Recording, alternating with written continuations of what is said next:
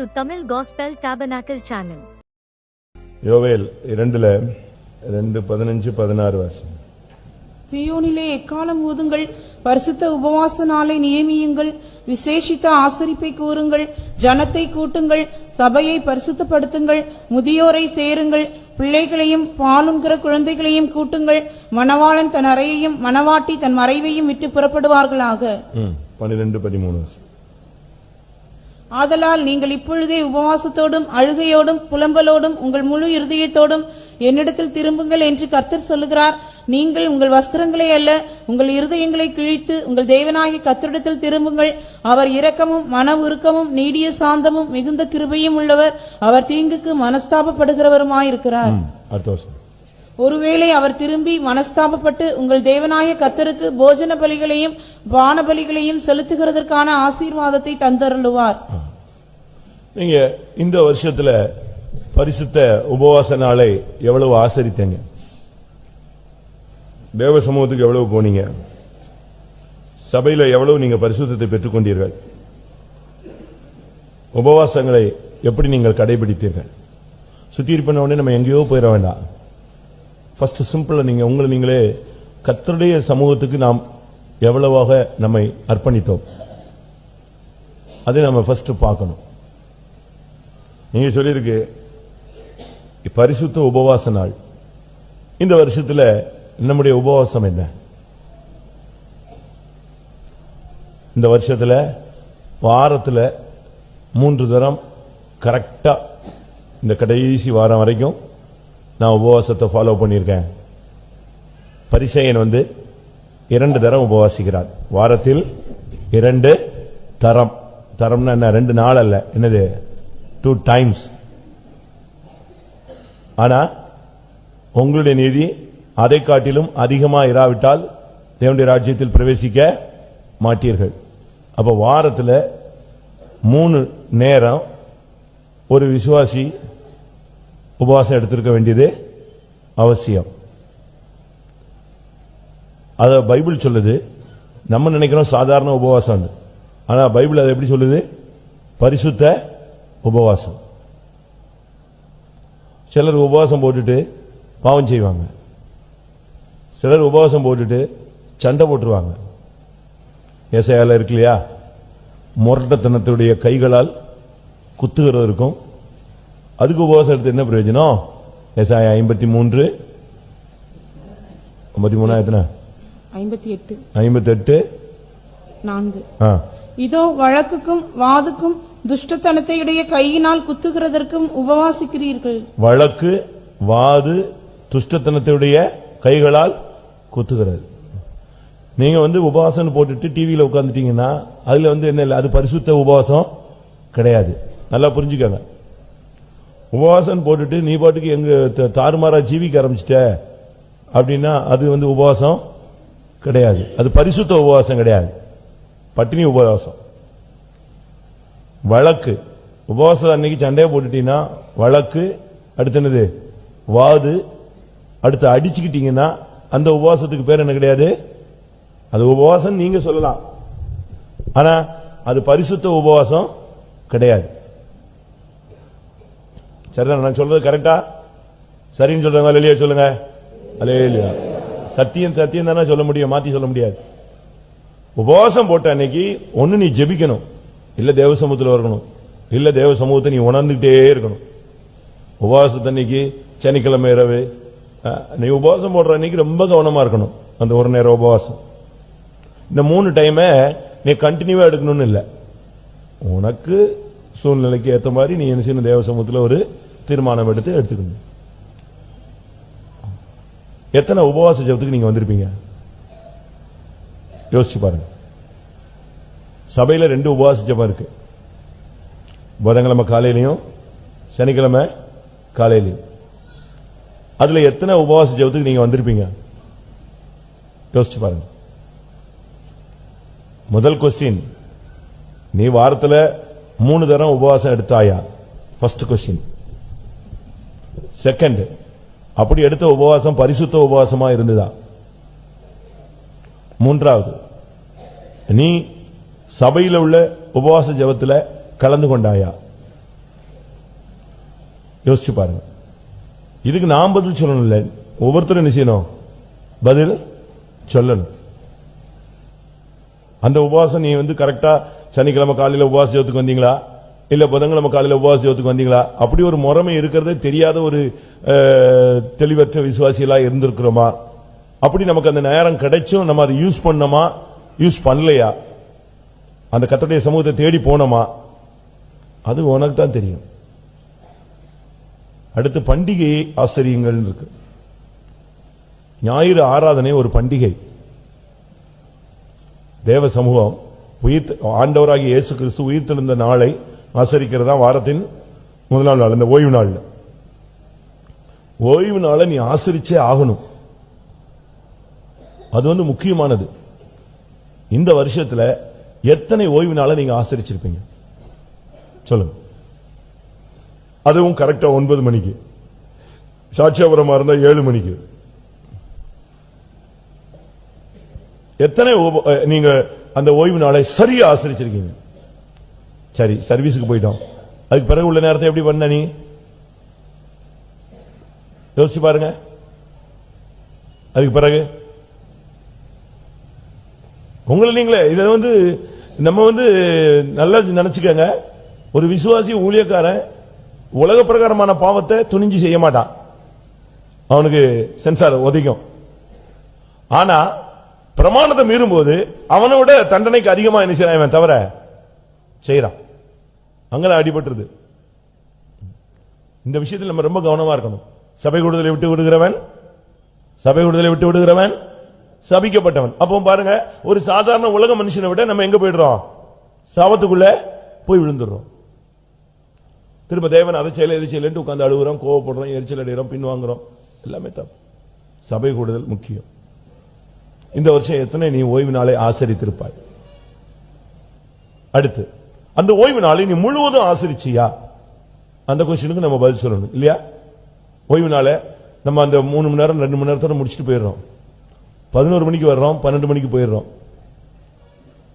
நமக்கு அந்த தாழ்த்தி இங்க இருந்து ஒரு பந்தி பரிமாறுற வேலை, ஒரு பாய் எடுக்கிற வேலை, ஒரு ஊழியம் கூட நம்மளால நிச்சய முடியல, செய்ய தகுதி இல்லையா? உன் ஸ்டாண்டர்ட் கூடி போயிடுச்சா?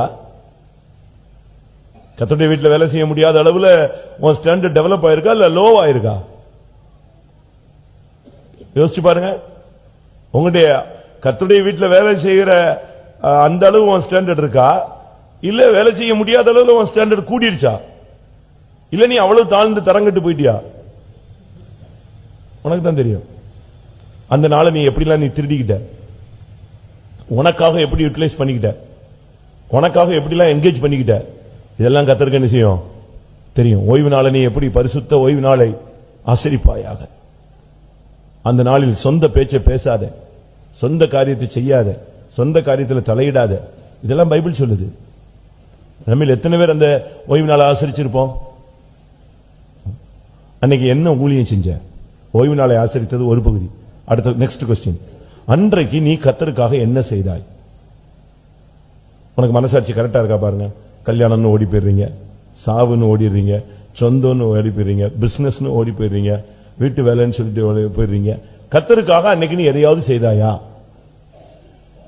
ஒரு ஆத்தும ஊழியம், வியாதிப்பட்டவனை போய் பார்த்தாயா? உனக்கு தான் நீ ரொம்ப பிஸி இல்லையா? சண்டே ஒரு நாளாவது நீ ஃப்ரீ பண்ணி வியாதிப்பட்ட விசுவாசிகளை போய் பார்த்தியா? வியாதிப்பட்ட ஊழியக்காரனை போய் பார்த்தியா? காவலில் இருக்கிற விசுவாசியை ஊழியக்காரனை போய் பார்த்தியா? பிரச்சனையில சிக்கின ஊழியக்காரன் விசுவாசியை போய் பார்த்தியா? அன்னைக்கு காணாமல் போன இஸ்ரவேலரை தேடி போனாயா? பின்மாறி போன விசுவாசியை தேடி போனாயா? யோசிச்சு பாரு. இல்ல புறஜாதிகளுக்கு நீங்க போனீங்களா? சுவிசேஷம் சொல்ல போனீங்களா? டிராக்ட் மினிஸ்ட்ரி செய்ய போனீங்களா? சகோதர ஜெபம்னு ஒன்னு இருக்கு, அது போனீங்களா? இடைநாட்கள்ல சகோதரிகள் ஜெபம்னு ஒன்னு இருக்கு, அது நீ நடத்தினியா? அதுக்கு போனியா? அது ஏன் விட்ட? விட்டதுல இருந்தா உனக்கு ப்ராப்ளம். ஜெபத்தை விட்டவனுக்கு ஜீவன் விட்ட மாதிரி, சுவாசம் போயிட்ட மாதிரி. ஜெபத்தை விட்டவன் நடைபிணம், அவன் சும்மா இருப்பான். அதனால இந்த விஷயத்தில் நம்ம ரொம்ப கவனமா இருக்க வேண்டியது அவசியம். நம்முடைய ஆவிக்குரிய ஜீவியத்தை குறித்து நாம தான் உத்தரவாதம் செய்யணும். ஏரியா பிரேயருக்கு போனீங்களா? ஏரியா பிரேயரை பொறுப்பா நடத்தினீங்களா? உத்தரவாதம் பண்ணீங்களா? இல்ல யார் தலையிலயாவது கட்டி வச்சீங்களா? இல்ல அவங்க வரல, இவங்க வரல, அவங்க வீட்டுக்கு நான் போக மாட்டேன், இவங்க வீட்டுக்கு போக மாட்டேன், இந்த ஜெபத்துக்கு நான் வர மாட்டேன், நீங்க இந்த இடத்துல பண்ற ஜெபத்துக்கு நீங்க பண்ணிக்கங்க, அப்படி ஏதாவது பண்ணீங்களா? ஆள் பார்த்து போனீங்களா? பட்சவாதம் செஞ்சீங்களா? மனசாட்சி உங்களுக்கு சொல்லும். ஏரியா பிரேயர் ஒரு சில வீடுகளில் இல்லவே இல்லை. அதுக்குதான் சாபம் உள்ள பூந்து விளையாடுது. ஏன் ஏழைகள் விசுவாசிகள் வீட்டுக்கு வந்துருவாங்கன்னா, உன் வீட்டில் இருக்கிற வசதியை மற்றவங்க பார்த்து என்ன தூக்கிட்டு ஓடிடுவாங்களா? ஏன் உன் வீட்டில் ஏரியா பிரேயர் வைக்க கூடாதா? ஏன் வைக்கல? உன் வீடு பரிசுத்த ஸ்தலமா வைக்கல. நீ ஏரியா பிரேயர் உங்க வீட்டில் நடந்ததா? வேதபாட கூட்டத்துக்கு எத்தனை கூட்டத்துக்கு நீ வந்த? வேதம் சொல்லுகிறது, சத்தியத்தை அறிவீர்கள், சத்தியம் உங்களை விடுதலையாக்கும். சத்தியத்தை அறியறதுக்கு தான் வேதபாடம். அதுல எத்தனை வேதபாடத்துக்கு வந்திருப்பீங்க? சரி, வேதபாடத்துக்குலாம் நான் வந்துட்டேன். அர்ப்பணிப்பு, அதுக்கு அந்த சத்தியத்துக்கு எத்தனை தடவை ஒப்பு கொடுத்தீங்க? அதை யோசிச்சு பாருங்க. நான் காலையில சொன்னேன், ஒரு நடிகையுடைய ஸ்டேட்மெண்ட்டை சொன்னேன். அவ ரொம்ப மோசமான ஒரு நடிகை ஒரு காலத்துல. ஆனா அப்படிப்பட்டவ, அவ எந்த மார்க்கத்தை சபைக்கு போனாலோ இல்ல வேற மார்க்கத்தை பிடிச்சாலோ தெரியாது. ஆனா நான் இப்ப மாறி விட்டேன் சொல்றேன். நீங்க அந்த பேட்டியை நான் சொல்றேன். என்னுடைய சம்பாத்தியத்தில் 10% கொடுக்கிறேன்னு சொல்ற ஒரு நடிகை. இப்பவும் நடிகை தான் இருக்கா. நான் முந்தி ரொம்ப ரஃபா இருந்தேன். ஒரு பேட்டியில ஒருத்தனை துக்கப்படுத்திட்டேன். அவன் போய் சூசைட் பண்ணி செத்துட்டான். அதுல நான் மாறிட்டேன். என்னுடைய வார்த்தைகள் யாரையும் காயப்படுத்தக்கூடாதுன்னு முடிவெடுத்தேங்கிற. நம்ம யோசிச்சு பாருங்க, நம்ம லைஃப் எப்படி இருக்குன்னு, எங்க இருக்குன்னு பாருங்க. மாற்றங்கள் என்ன அர்ப்பணிப்பு நமக்குள்ள இருந்தது. சபையில சுத்திரிப்பு கூட்டம் நடந்துச்சே, நீ எத்தனை சுத்திரிப்பு கூட்டத்துக்கு போயிருப்ப? ராபோஜனம் நடந்துச்சே, எத்தனை ராபோஜனத்தில் நீ பரிசுத்தமாய் தாழ்த்தி கண்ணீரோடு ஒப்புரவாகி அழுகையோடும் கண்ணீரோடும் கர்த்தருடைய பாதத்தில் விழுந்திருப்ப? யோசிச்சு பாருங்க. நைட்டு ஜெபம்னு வச்சாங்களே, எத்தனை நைட்டு ஜெபம் நம்ம போயிருப்போம்? பவனிகள் நடந்துச்சே, எத்தனை பவனி போயிருப்போம்? கன்வென்ஷன்கள் நடந்துச்சே, பண்டிகைகள் ஆசரிக்கிற சியோன் சொல்லியிருக்க. சியோன்னா பண்டிகைகளை ஆசரிக்கிறதா சியோன். பண்டிகை நடந்துகிட்டே இருக்கும் அது அங்க. அப்போ நீ எத்தனை பண்டிகைகளுக்கு போன, எத்தனை கன்வென்ஷன் நீ போயிருப்ப? நீங்களே யோசிச்சு பாருங்க. எத்தனை பவனி, எத்தனை ஆராதனை, எத்தனை வெளி ஊழியம், எத்தனை உன்னுடைய வீடு ஒரு ஜபாலயம் போல இருக்கா? 4 மணி ஜபம் நடக்கா? இடையில ஒரு ஜபம் நடக்கா? தனி ஜபம் நடக்கா? நைட்ல கர்த்தரை துதிக்கிற அந்த ஜபம் இருக்கா? உங்களுடைய வீடு ஜபாலயங்களா இருந்துச்சா? எத்தனையோ கூட்டத்துக்கு வந்தீங்களே, ஒயிட் ட்ரெஸ் உங்களால போட முடிஞ்சுதா? இல்லையா? இல்ல இருந்து உன்னால உடுத்தது கஷ்டமா இருக்கா? ஜெயங்குளூர்னவனோ அவனுக்கு வெண்வஸ்திரம் தரிக்கப்படும். அப்ப அவர் தரிச்சு விடணுமோ? அப்படியா? யோசிப்பா. நம்ம பிரசங்கங்கள் கேட்கணும் இல்லையா? நமக்குள்ள மாற்றங்கள் என்ன நடந்துச்சு? சுத்திகரிப்பு நடந்துச்சா? சுத்திகரிப்பினுடைய அடையாளத்தை நான் நேற்று சொன்னேன், இன்னைக்கு காலையில் சொன்னேன்னு நினைக்கிறேன். ஒருத்தர் சுத்திகரிச்சா லைஃப் எப்படி இருக்கும்னா, கர்த்தர் அவனை எடுத்து உபயோகப்படுத்துறதுக்கு ரெடி ஆயிட்டான்னு அர்த்தம். எந்த நற்கிரியைக்கும் அவன் ஆயத்தம். அதுதான் காலையில் சொன்னேன். அவன் பரிசுத்தமாக்கப்பட்டுறான். எஜமானுக்கு உபயோகமான ஒரு பாத்திரமா மாறுறான். அவனுடைய வாழ்க்கை வாசனை வீசுகிறது. அவனுடைய வாழ்க்கை பாதுகாப்பாய் மாறுகிறது. பொல்லாங்கன் அவனை தொடான். சுத்திகரிக்கப்பட்டவன். அதான் சொல்றேன், சுத்திகரிப்புல அது ஒரு இது. சுத்திகரிப்பு இன்னொரு அடையாளம் ஒப்புரவாகுதல். நீ கூட்டத்துக்கு போனியே, ஆமா நான் போனேன், துக்கப்பட்டேன், மனஸ்தாபப்பட்டேன், நான் மன்னிப்பு கேட்டேன். இன்னைக்கு சாயங்காலம் ஒருத்தவங்க போன் பண்ணாங்க, நான் மன்னிப்பு கேட்கணும் நீங்க சொல்றீங்களா அப்படின்னு. ஒரு சிஸ்டர், நான் சொன்னேன், நான் என்ன சொல்றது? ஆவியானவர் சொன்னா கேளு, இல்லைன்னா போ, அப்படியே குற்றவாளியாவே புது வருஷத்துக்குள்ள போ, உன் தலை எடுத்து அப்படித்தான் இருந்துச்சுன்னா நான் என்ன பண்ணுவேன்? இல்ல நீங்க சொல்லுங்க, நீங்க சொன்னா நான் கேட்கிறேன். நான் சொன்னேன், நான் என்ன சொல்றது? இன்னொருத்தர் இருக்காரு, உனக்குள்ள ஆவி இருந்துச்சுன்னா நீ கேளு. கேட்கறதுக்கு உனக்கு சக்தி இல்லைன்னா இல்ல. அவங்க என்கிட்ட பேசிட்டாங்க, அவங்க பேசிட்டாங்க, அவன் ஜெயிச்சிட்டான்ல, அவன் ஜெயிச்சாச்சு. உனக்கு அறிவு இருந்தா செய், ஆவி இருந்தா செய். போன கீழே வைன்னு சொல்லிட்டேன், வை போன கீழே. உனக்கு பரிசுத்தாவி இருந்தா நீ போய் செய். ஒப்புரவாகு, தாழ்த்து, கீழ்ப்படி, மன்னிப்பு கேளு, முத்தம் கொடுத்து திரும்பி வா. இதுக்கு நான் சொன்னாதான் செய்யணுமா? வசனம் ஆயிரக்கணக்கான வசனங்கள் இருக்கு. நீ பெற்ற அபிஷேகம் இருக்கு. அதுக்கு நான் இன்னொருத்தன் சொல்லணுமா? இல்ல நீங்க சொன்ன, நீ மனுஷன் சொன்ன செய்யாத, தேவன் ஆவியானவர் சொன்னா செய், இல்லாவிட்டா இப்படியே வர புதிய வருஷத்துக்குள்ள ஒண்ணும் இல்லாம சாவமாவே போன்னு சொல்லிட்டு போன வச்சுட்டேன். ஒப்புரவாகுதல் நமக்குள்ளே வரணும். நீ பெற்ற அபிஷேகம் ஒண்ணு நிலைத்திருக்கிறது, உனக்கு வேறொருவன் போதிக்க வேண்டியது இல்ல. இன்னொருத்த உனக்கு சொல்லணுமா? அதனால இந்த விஷயத்துல ரொம்ப கவனமா இருக்கணும். நீங்க நம்முடைய கூட்டங்கள் எப்படி இருந்தது? தாழ்த்த முடிஞ்சதா? இந்த வருஷத்துல எவ்வளவு ஜெபிச்சிருப்பீங்க யோசிச்சு பாருங்க. நான் இந்த கொம்புல கடந்துட்டு அல்லேலூயான்னு கத்துறது அதை சொல்லல. உனக்கும் தேவனுக்கும் உள்ள ஐக்கியம் ஜெபத்துல எவ்வளவு இருந்துச்சு? எவ்வளவு கண்ணீர் விட்டுருப்ப ஜெபத்துல? நான் இன்னைக்கு காலையில யோசிச்சேன். நான் சென்னையில இருக்கும்போது அழுதேன்னு சொன்னா ஒரு 2-3 ட்ரிப் அழுதுருப்பேன். எப்படி டோட்டல்லையே ஞானஸ்தானம் கொடுக்கிற அன்னைக்கு முன்னால உட்கார்ந்து அழுதேன். என்னைய கட்டாயப்படுத்தி ஞானஸ்தானம் கொடுக்கணும்னு என்னைய நீதான் கொடுக்கணும்னு என்னைய பிக்ஸ் பண்ணிட்டாங்க ஒரு ஊழியத்துல.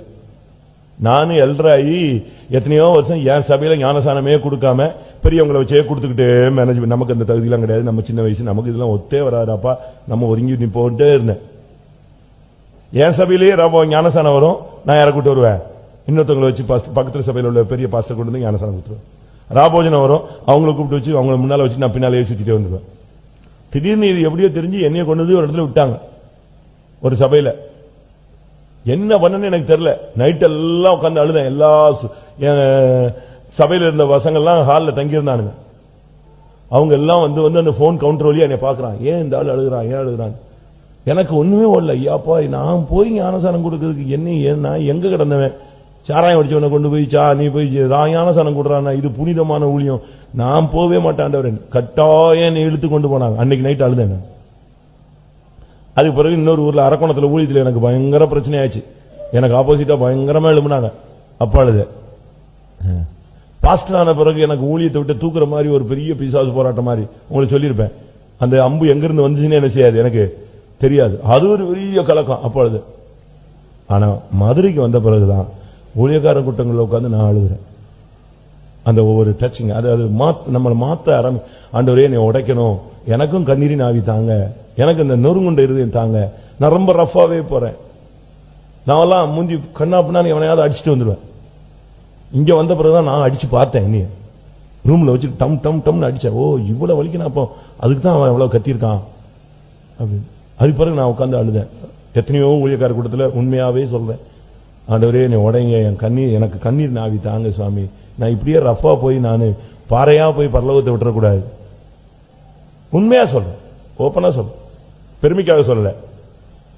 நம்ம எவ்வளவு கர்த்தரை துதிச்சிருப்போம் பாருங்க, எவ்வளவு கண்ணீர் விட்டு ஜெபிச்சிருப்போம் பாருங்க, நம்முடைய துதித்தல் எவ்வளவு ஸ்ட்ராங்கா இருந்துச்சுன்னு பாருங்க. இதுக்கெல்லாம் இன்னொருத்தர் வேண்டியதில்லை. நமக்குள்ளே இது நடந்ததா, நம்மளால துதிக்க முடிஞ்சுதா, ஜெபிக்க முடிஞ்சுதா? சரி, இவ்வளவு பிரசங்கம் கேட்டமே, நான் இங்க 400 பண்ணிட்டேன்னு நினைக்கிறேன். பைபிள் ஸ்டடியும் சண்டேயும் சேர்த்து 400 பிரசங்கம் பண்ணிருப்பேன். இருக்கலாம், 1-2 கூடி இருக்கலாம். எவ்வளவு பிரதிஷ்டை பண்ணிருக்கோம் நம்ம யோசிச்சு பாருங்க. கேட்கும்போது அழுகிறோம், சிரிக்கிறோம். பிரசங்கம் கேட்கும்போது அழுகிறோம், சிரிக்கிறோம், சந்தோஷப்படுறோம், நல்லா இருந்துச்சுன்னு சொல்றோம், டேஸ்டா இருந்துச்சு, அது அப்படி, இந்த பாயிண்ட் இந்த பாயிண்ட். என்ன நடந்துச்சு நமக்குள்ள? அதை சொல்லுங்க. என்ன மாற்றம் நடந்துச்சு? நீங்க யோசிச்சு பாருங்க, உங்களுக்குள்ள எவ்வளவு பிரதிஷ்டை வந்தது. சரி, நெக்ஸ்ட் பாயிண்ட். இந்த வருஷத்துல உன்னுடைய காணிக்கைகள் எப்படி இருந்துச்சு? அதாவது நான் வொர்ஷிப் சம்பந்தப்பட்ட இந்த பாயிண்டவே சொல்லிட்டு வரேன். ஃபர்ஸ்ட் அதை நிப்பாட்டிட்டு அடுத்து கொஞ்ச நேரம் நம்ம அதுக்காக நம்ம கிளியர் பண்ணணும். இது பேசிக். அஸ்திவாரம் கரெக்டா இருந்தா மாளிகை என்ன செய்யும்? ஸ்ட்ராங்கா இருக்கலாம்.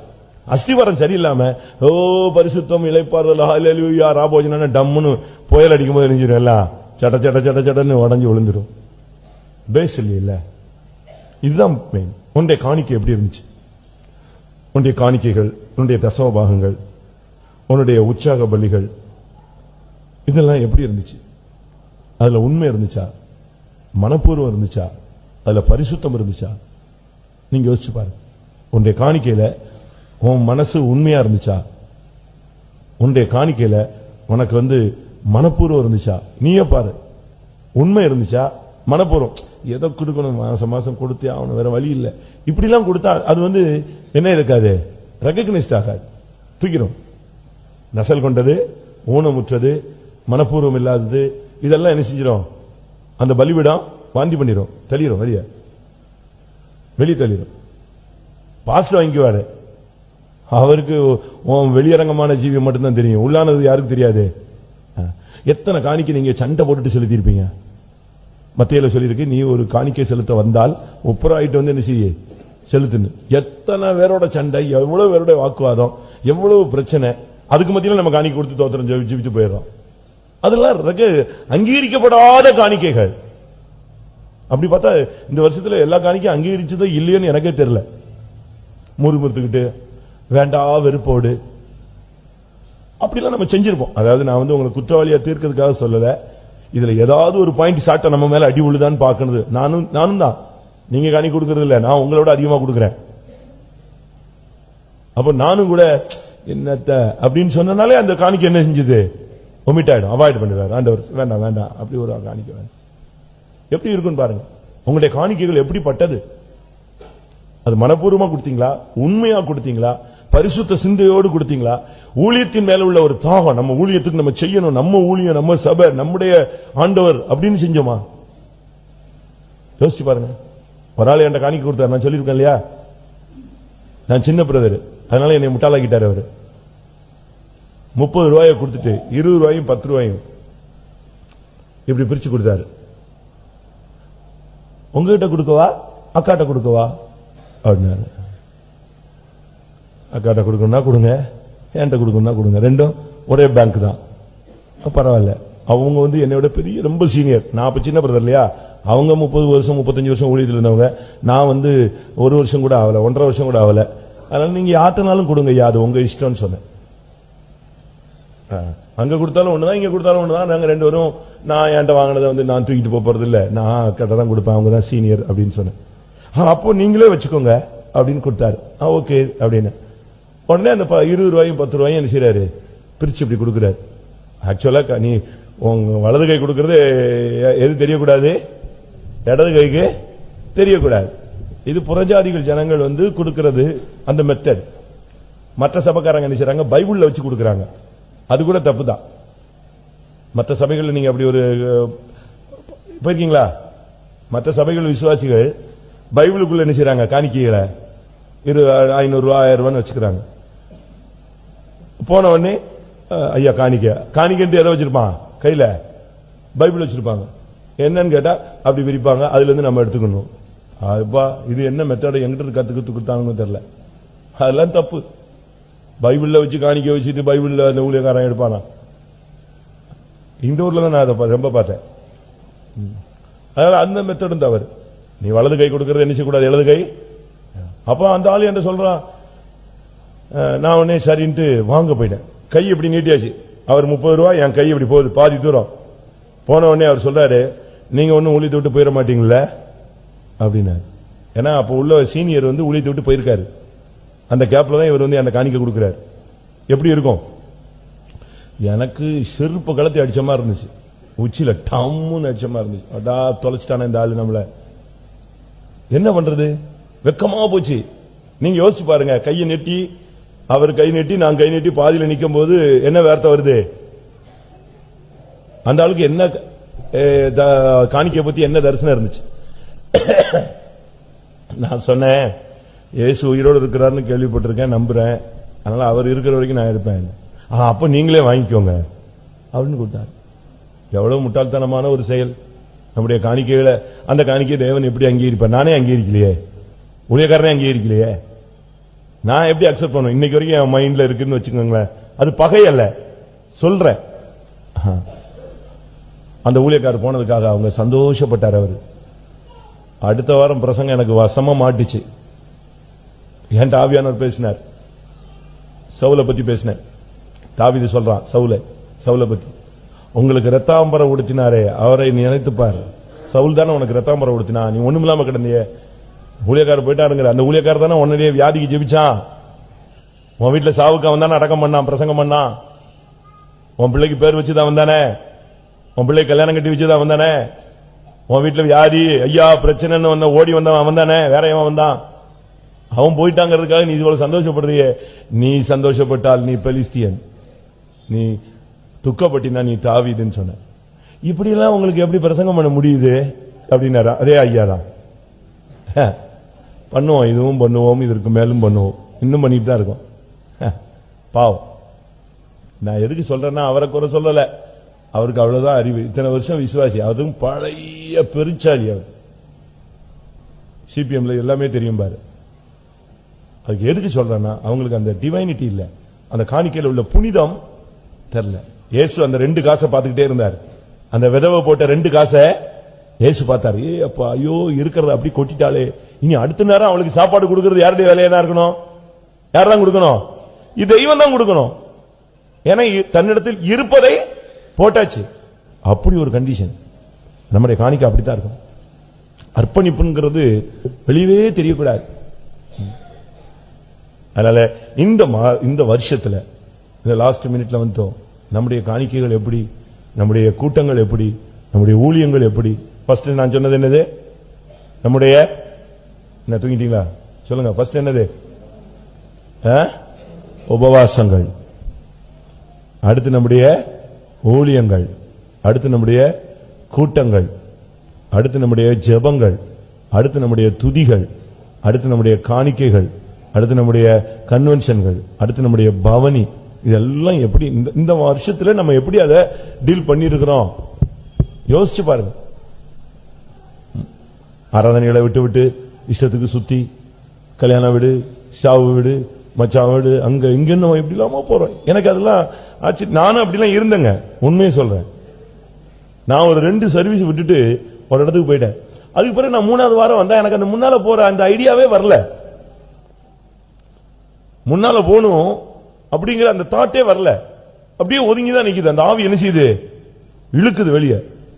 ஒரே ஒரு சர்வீஸ்ல நான் பின்னால போய் உட்கார்ந்தேன். அன்னையோட வாழ்க்கையை வெறுத்துட்டேன். அப்பா இது பின்னால பரிசுத்தாவியானவரே கிடையாது. இங்க வாலிப பையங்க பின்னால உட்கார்றதுக்கு நம்ம அனுமதிக்கிறது இல்ல. அங்க அது ஆடு உட்கார்ந்து கதை அடிச்சுக்கிட்டு ஒரே இது. நான் பார்த்தேன், என்னடா இது? அவனுங்க என்னைய பார்த்துட்டு இவன் யாராவன் புதுசா வந்திருக்காங்கறான். எனக்கு புதுசா ஒரு பவனிக்கு போயிருக்கிறேன். பவனி ஒரு லோக்கல் பவனிக்கு போயிட்டு நான் ஒரே ஒரு பையன் தான் எனக்கு ஃப்ரெண்ட், அவங்க கூட போய்கிட்டு இருக்கேன். அங்க உள்ள சபையில் உள்ள அவ்வளவு விசுவாசி, அவ்வளவு பையனும் பழைய விசுவாசிங்க. அவன் என்னைய பார்த்துட்டு ஏய் யார் புதுசா வரானா? ஏய் இவன் தாண்டா, அவன் இத்தனை வருஷமா வந்துட்டு இருக்கான்டா அப்படிங்கிறான். அவன் அப்படியா? ஓ முன்னால உட்காந்துருப்பானோ அப்படிங்கிறான். இவன் இது இப்படி உட்காந்துருக்க. மாப்பிள்ள பெஞ்சிருமா இந்த ஸ்கூல்ல மாப்பிள்ள பெஞ்சு தெரியுமா உங்களுக்கு? அதுதானே சொல்லுவாங்க. இங்க என்ன சொல்லுவான்னு தெரியல. மாப்பிள்ள பெஞ்சுமா, அதாவது இந்த அறவைக்காடு, படிக்காது, தருதலை, இதெல்லாம் பேக்ல உட்காந்துருக்கோம். அங்க உட்காந்து ஒரே ரகலை பண்ணி டம்மு டிம்முமா. இந்த கேஸ்ல எல்லாம் நம்ம இருக்கக்கூடாது. நம்ம அந்த கேஸ்ல இருக்கக்கூடாது. நம்ம கர்த்தருடைய சமூகத்தில் விழுந்து ஓடி வரணும். 10:30 வரும்போதும் கல்யாண பொண்ணு வர்ற மாதிரி வரக்கூடாது. ஐயோ லேட் ஆயிருச்சு சுவாமி, பஸ் லேட் ஆயிருச்சு, டிராபிக் போயிருச்சு, கார் பஞ்சர் ஆயிருச்சு, இயேசுவே இயேசுவே இயேசுவே இயேசுவேன்னு நினைச்சணும். ஓடி வரணும். நேற்று வந்து விசுவாசி விழுந்தடிச்சு ஓடி வரான். எனக்கு அதான் ஆச்சரியம். நேற்று வந்தவன் மிஸ் எடுத்துட்டான். நேற்று வந்த விசுவாசி நகையை கழிச்சிட்டாங்க. நேற்று வந்த விசுவாசி மருந்து எடுக்காம நிக்கட்டுமா, கர்த்தர் என்ன சொல்றாருங்கிறான். ஆனா நமக்கு இங்கேயே பழம் தின்னு இங்கேயே கொட்டை போட்டு இதே குட்டையில ஊர்ன மட்டை மாதிரி இருக்கிறோம். சேஞ்சஸே இல்லை, அப்படியே இருக்கிறோம். No change. நீ என்றைக்கு மனம் திரும்புவாய்? உனக்கு சுத்திகரிப்பு எப்பொழுது நடக்கும்? ஒரு கொஸ்டின் கேட்கு. திறமையால கேட்கிற, உனக்கு சுத்திகரிப்பு எப்போ நடக்கும்? நீ எப்பொழுது சுத்திகரிக்கப்படுவாய்? ஆண்டவர் கேட்கிற, நீ எப்பயா சுத்திகரிக்கப்படுவ அப்படிங்கிற யோசிச்சு பாரு. சரி, நான் என் வார்த்தையை சுருக்குகிறேன். கொஞ்ச நேரம் இப்பொழுது கேட்ட வசனங்களின்படி உன்னுடைய உபவாசம் எப்படி, உன்னுடைய ஆராதனை எப்படி, உன்னுடைய ஊழியம் எப்படி, உன்னுடைய காணிக்கை எப்படி, உன்னுடைய ஜெபம் எப்படி? இதுக்கு நீங்க பதில் சொல்லுங்க. உங்களுடைய பிரதிஷ்டைகள் எப்படி? ஒரு 10 நிமிஷம் கண்களை முடியல, அரமளங்கள் போடுவோம். நான் சொல்லலங்க, நான் எடுத்துட்டு வந்ததெல்லாம் வேற, இங்க வர்றதெல்லாம் வேற. அது ட்ரிப்பாய் தான் போய்கிட்டே இருக்கு. சரி, அப்படியே ஆண்டவருடைய ஆவியானவருடைய செயலுக்கு என்ன செய்வோம்? விட்டு கொடுப்போம். கொஞ்ச நேரம் பைபிள்லாம் மூடி வைங்க, முழங்கால் போடுங்க, அழுங்க. இந்த வருஷத்துல கர்த்தாவே என் காணிக்கைகள் அங்கீகரிக்கப்படலையாப்பா. அங்கீகரிக்கப்பட்டுச்சு இல்லையங்கிறது கண்டுபிடிக்கிறதுக்கு ஒன்னே ஒரு சாம்பிள் சொல்றேன். காணிக்கை அங்கீகரிக்கப்பட்டால் நீ ஆபேலை போல சத்தியத்துக்காய் சாவாய், இல்லாவிட்டால் சத்தியத்துக்காய் நிற்பாய். காணிக்கை அங்கீகரிக்கப்பட விட்டால் நீ காயினை போல நீ துஷ்டனாய் சபையில் இருப்பாய். கண்டுபிடிக்க ரொம்ப சிம்பிள். உன்னுடைய ஊழியம் உன்னுடைய ஜீவியம் அங்கீகரிக்கப்பட்டுச்சுன்னா நீ இந்த சத்தியத்துக்காக நிற்பாய். உன்னுடைய காணிக்கை உன்னுடைய ஊழியம் ஜீவியம் அங்கீகரிக்கப்படாவிட்டால் இதே சபையில நீ காயினை போல துஷ்டனாய் இருப்பாய். இதான் ரெண்டுக்கும் விளக்கத்துக்கும் வித்தியாசத்தையும் நீங்களே ஆவியானுடைய உதவியோடு பார்த்துக்கொண்டு கர்த்தருடைய பாதத்தில் விழுங்கள், அறிக்கையிடுங்கள். ஐயா, நான் கூட்டத்தங்களா அசட்டை பண்ணிட்டேன், அசால்ட்டா இருந்துட்டேன். ஆண்டவரே, அது தப்புதான் சுவாமி. எனக்கு எவ்வளவு நேரம் கிடைச்சது, காலம் கிடைச்சது. நீங்க என்னைய காலையில எழுப்புனீங்க. ஆமென். எனக்கு பலன் தந்தீங்க, எனக்கு சுகம் தந்தீங்க. ஆனா நான் உபவாசிக்கல, நான் ஜெபிக்கல, காணிக்க கொடுக்க கூட யோசிச்சேன், ஏமாத்தினேன், வஞ்சித்தேன், எடுத்து வச்சிட்டேன். ஹல்லேலூயா, ஹல்லேலூயா, ஹல்லேலூயா, ஹல்லேலூயா. ஒரு 5 நிமிடம். ஆமென். இந்த போராட்டம் உன்னை விட்டு வெளியே போய்விடும்.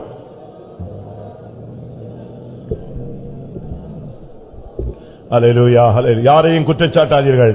உங்களை நீங்களே குற்றவாளிகளாய் தீர்த்துக் கொள்ளுங்கள், சீர்படுத்துங்கள். ஹல்லேலூயா, ஹல்லேலூயா, ஹல்லேலூயா, ஹல்லேலூயா, ஹல்லேலூயா. வாயை திறங்க. ஆமென். கர்த்தாவே,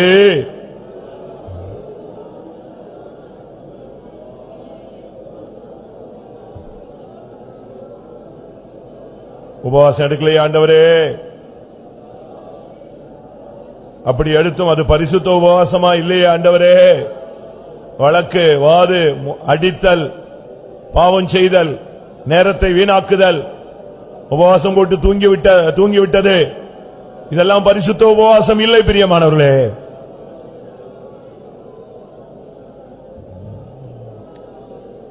எத்தனை பண்டிகைகளை நீ ஆசரித்தாய், எத்தனை பவனிக்கு நீ போனாய், எவ்வளவு நேரம் துதித்தாய், எவ்வளவு நேரம் ஜெபித்தாய், எவ்வளவு பிரதிஷ்டை பண்ணினாய், எவ்வளவு சுத்திகரிப்பு கூட்டங்களுக்கு போனாய், எத்தனை ராபோஜனம் எடுத்தாய், பாதங்களுகிற ஊழியத்திலே நீ உண்மையா இருந்தாயா?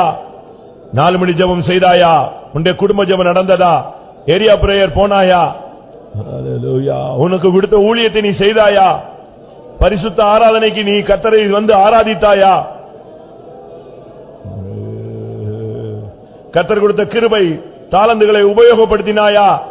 தீர்க்க தரிசனம் சொன்னாயா?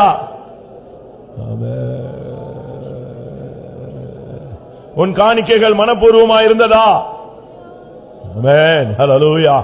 ஆமென். கர்த்தரோடு நெருங்க ஒரு வாய்ப்பு. தேவனை நோக்கி கூப்பிடு, அறிக்கை, வாயை திறந்து சொல்லுங்க. ஐயா, நான் தப்புதான் ஆண்டவரே, நான் ஒத்துக்கிறேன்.